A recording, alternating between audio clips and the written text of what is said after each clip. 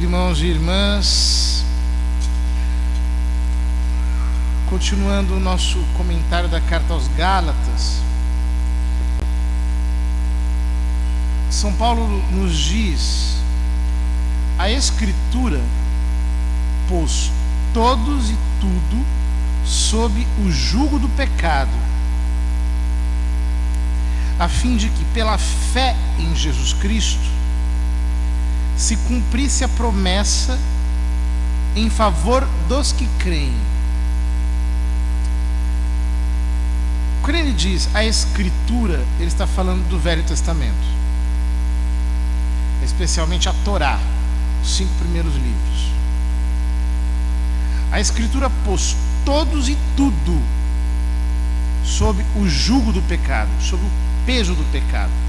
O jugo é aquilo que os bois levam, né? No pescoço, o jugo. A Escritura colocou todos e tudo sob o jugo, o peso do pecado. Ou seja, aquilo que era exigido pela lei do Velho Testamento era que o homem efetivamente obedecesse sob pena de maldição. Todos os mandamentos da lei, sem transgredir nenhum, de maneira impecável e perfeita. Ora, para que isso? Justamente para nos convencer do pecado. Por quê? Nós precisamos entender que nós somos salvos por Cristo.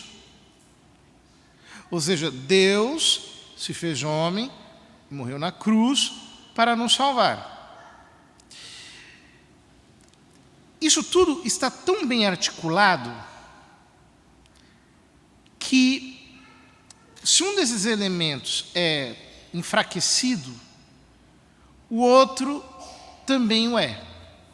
Então, por exemplo,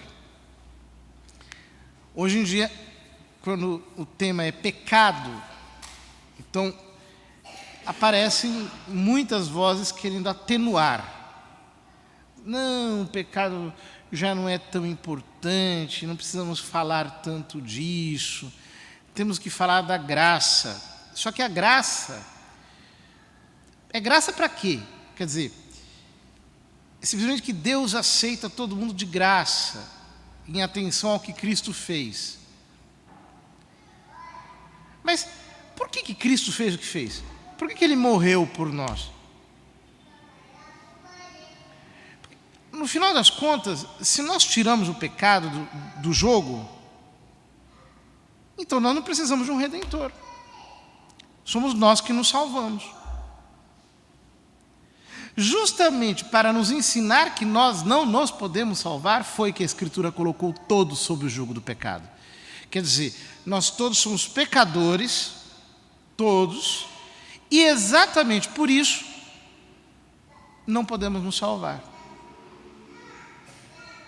Precisamos de um Redentor, de alguém que venha e apresente um sacrifício que possa expiar os nossos pecados. Então ele diz: a Escritura pôs todos e tudo sob o jugo do pecado, a fim de que, pela fé em Jesus Cristo, se cumprisse a promessa em favor dos que creem. Ou seja, o que se exige é que nós depositemos a nossa fé em Cristo. Nós colocamos a nossa fé em Cristo, em que Ele é Deus e que Ele morreu pelos nossos pecados, e Ele coloca a sua graça em nós e nos limpa dos nossos pecados. Isso é assim o beabá do cristianismo. É o elemento mais primordial. Mas São Paulo pretende explicar o primeiro verso: a Escritura pôs todos e tudo sob o jugo do pecado. De que modo? Antes que se inaugurasse o regime da fé, nós estávamos guardados como prisioneiros sob o jugo da lei. Então, é como se houvesse dois regimes. o regime da Torá, o regime do Velho Testamento e o regime da fé. O regime do Velho Testamento, o regime da Torá, é uma prisão. É um peso que nos guarda para quê? Para a chegada do regime da fé, que estava para ser revelado. Assim, de São Paulo, a lei foi como um pedagogo que nos conduziu até Cristo. Um pedagogo que vai dizendo: está vendo como você não pode se salvar? Está vendo como não tem jeito? Você vai ter que repetir sacrifícios a vida inteira e nunca vai ser transformado? Está vendo como você precisa de um Salvador? Então a lei foi como um pedagogo que nos foi ensinando que nós precisávamos de um Redentor. Então ela nos conduziu a Cristo, para que nós fôssemos justificados pela fé. Isso significa que o que nos torna justos, o que nos torna santos, o que nos ajusta com Deus, o que nos torna agradáveis a Deus, não é o que nós fazemos, mas é o que Cristo fez por nós. Isso é uma verdade que demora para entrar na cabeça das pessoas. É difícil deixar de ser pagão, é muito difícil. Por quê? As pessoas entendem sempre assim, que o que me justifica é o que eu vou fazendo, é se eu rezo, é se eu faço isso, se eu faço aquilo, é isso que me leva para o céu. Elas não percebem que o que nos salva não é o que nós fazemos, mas é o que Cristo fez. É claro que, em cima do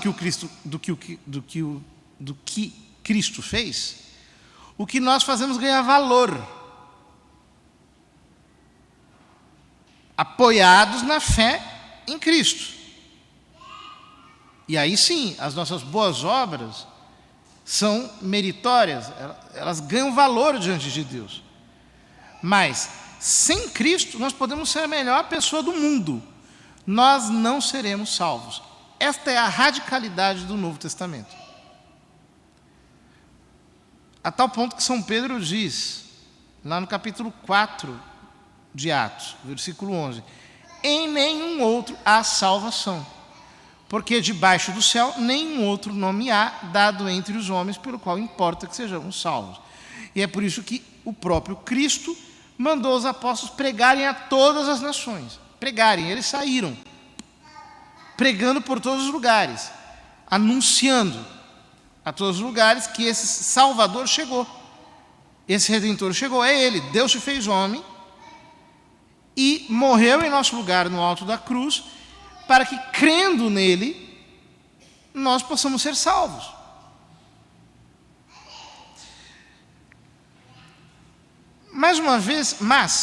Uma vez inaugurado o regime da fé, já não estamos na dependência desse pedagogo. Quer dizer, nós temos como que uma nova lei, essa nova lei é Cristo. Ele passa agora a ser a nossa regra, a nossa medida, a nossa conduta. Com efeito, vós todos sois filhos de Deus pela fé em Jesus Cristo. Quer dizer, já não se trata mais apenas de uma observância exterior. A graça é a vida de Deus introjetada dentro da nossa. Então, quando nós depositamos a nossa fé em Jesus Cristo, nós somos acoplados a Ele, nós somos enxertados nele. E nele nós nos tornamos filhos de Deus. Jesus Cristo, quer dizer, a sua humanidade santíssima, é a razão de nós sermos filhos de Deus, a causa. Jesus Cristo, o homem, é filho de Deus. E nele nós estamos associados pela fé. Eu deposito a minha fé nesse homem-Deus, eu coloco a minha fé nele, e ele coloca em mim a sua graça, ou seja, ele coloca em mim a vida divina que ele recebeu pela união da sua alma com a segunda pessoa da Trindade. Ele é o próprio Deus encarnado. Então, quando eu creio nele, a vida de Deus entra na minha. Eu me torno realmente filho de Deus. Ou seja, já não é uma coisa exterior. O cristianismo não é uma religião de práticas, de uma ética, de uma ritualidade, né? Então, por exemplo, o hinduísmo é uma religião de ritos. O judaísmo é uma religião de ritos e também de uma ética, de uma certa ética. É uma coisa exterior. O Islã é a mesma coisa, é uma obediência exterior, é uma ética. O cristianismo não. Ele é uma religião da graça, ou seja, a vida de Deus mesma é colocada em Cristo, em nós, pela nossa fé em Jesus Cristo. Vós todos que fostes batizados em Cristo, vos revestistes de Cristo. Ou seja, ele está dizendo que nós somos, a palavra batizado significa mergulhado. Vós todos que fostes batizados, que fostes mergulhados em Cristo pelo sacramento do batismo, fostes revestidos de Cristo. Então, ou seja, Cristo passou a ser a nossa nova realidade. Nós passamos a ser membros de Cristo. E a vida dele passou a residir na nossa. Nós somos cristãos, como os cristãos de Antioquia, né, foram chamados. Nós somos uma extensão de Jesus Cristo. Isso é importante, por quê? Porque a nossa condição pela fé e pelo batismo não é mais a de homens assim que foram criados e que estão buscando o seu Criador.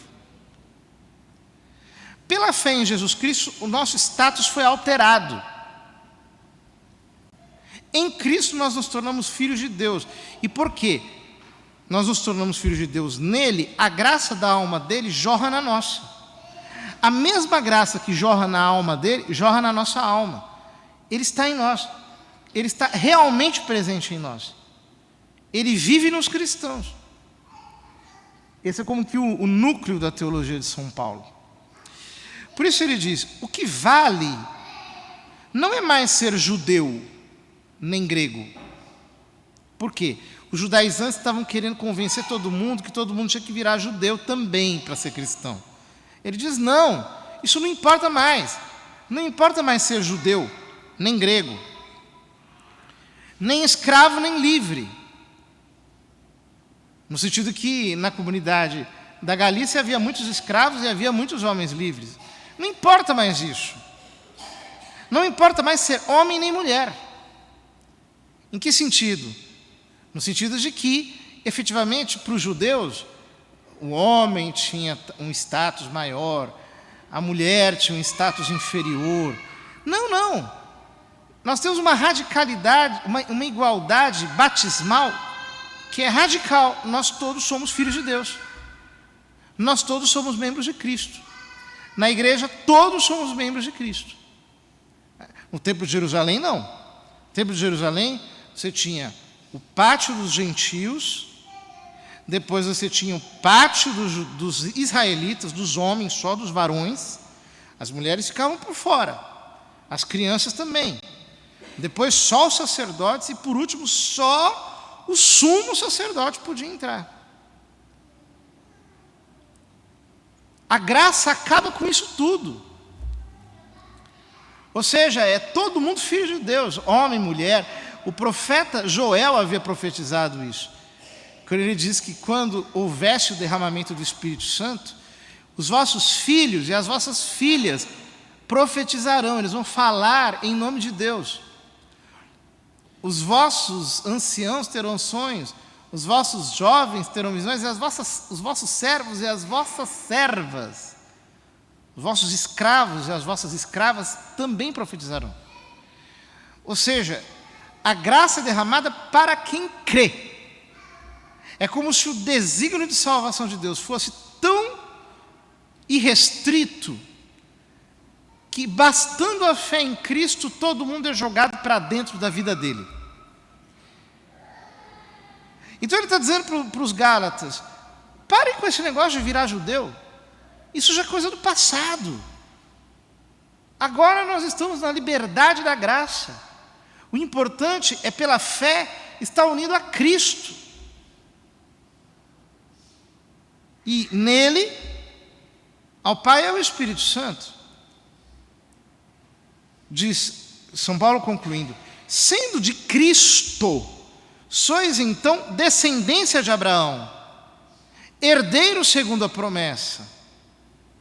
Porque Deus prometeu que em Abraão seriam abençoadas todas as famílias da terra. Mas como é que isso se cumpriu? Se a aliança que Deus fez com Abraão era com Abraão e a sua descendência. E tinha circuncisão por causa disso. A circuncisão era feita no órgão reprodutor, porque era feita sempre com a descendência. A descendência. Com Abraão e a sua descendência. A mulher era associada na noite de núpcias, quando acontecia a ruptura do ímen. Então aí era o sangue da aliança que alcançava também a mulher pelo matrimônio no Velho Testamento. No Novo Testamento é o regime da fé. Não é mais pelo sangue. Por quê? Porque o descendente de Abraão é Cristo. E nele nós todos somos abençoados. Ele é o nosso Redentor. O Evangelho fala disso, né? Uma mulher levantou a voz no meio da multidão e lhe disse: feliz o ventre que te trouxe e os seios que te amamentaram. Ou seja, está falando da geração natural, ainda com a mentalidade da aliança de Abraão, a aliança do Velho Testamento, que era hereditária, era pelo nascimento sanguíneo. Então, o que ela está dizendo? Bem-aventurado o ventre que te trouxe e os seios que te amamentaram, porque o status de judeu é dado a quem nasce de um ventre judeu. Quem é amamentado por seios judios, seios de uma judia. Ou seja, é um nascimento na carne. E Jesus responde: muito mais felizes são aqueles que ouvem a palavra de Deus e a põem em prática. Por quê? É outro regime aquele que ele traz. É o regime da fé. Pelo regime da fé, já não é pelo nascimento natural, né? Por isso que os sacerdotes do Novo Testamento não se casam. Que eles propagam a vida de Deus pela palavra, pregando com a urgência escatológica de levar o reino de Deus a todos os que puderem. Não é mais pelo sangue, é pela palavra. É um novo regime. Tudo isso nos mostra a beleza do Novo Testamento e como, de fato, a graça nos coloca numa posição real de sermos transformados por Deus em Cristo. Vamos pedir ao Senhor que o Evangelho deixe de ser para nós uma observância exterior, que Ele nos regenere por dentro e nos faça, crendo, o que significa na prática, mediante a oração e os sacramentos, aderirmos a Cristo com todo o nosso coração, com todo o nosso amor, para que Ele nos transforme, assimilando-nos a si, dia após dia.